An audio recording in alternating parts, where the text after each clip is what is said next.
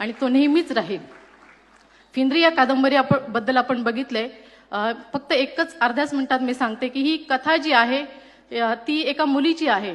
मराठवाड्यातल्या एका दलित घरातील मुलगी आहे आणि तिथे वडिलांना वंशाचा दिवा म्हणून मुलगा हवाय.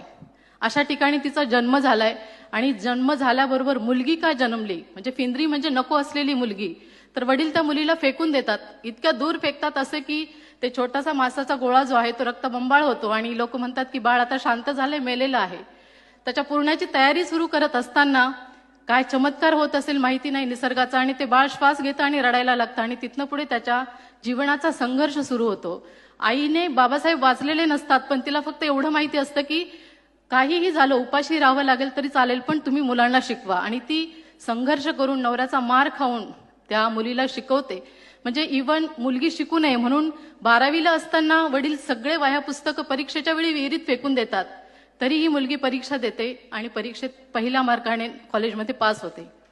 त्यानंतर संघर्ष करत करत विद्यापीठात येते, कमवा शिकामधनं शिक्षण घेते आणि त्यातही MA ला ती विद्यापीठात मराठवाड्यात मुलींमध्ये पहिली येते. त्यानंतर हळूहळू हा जो सगळा प्रवास सुचतो तो होत असताना ती मुलगी प्रोफेसर होते. आणि ही जी कथा आहे फिंद्रीमध्ये सविस्तर 310 पानात मांडलेली, तर ही फिंद्री दुसरी तिसरी कुणी नसून आज तुमच्या समोर इथे उभी आहे.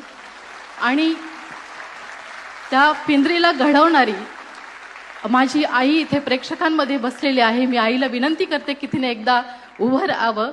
मी माझ्या 2 हाताने जर टाळ्या वाजवल्या तर त्या तिच्यासाठी पुऱ्या पडणार नाहीत.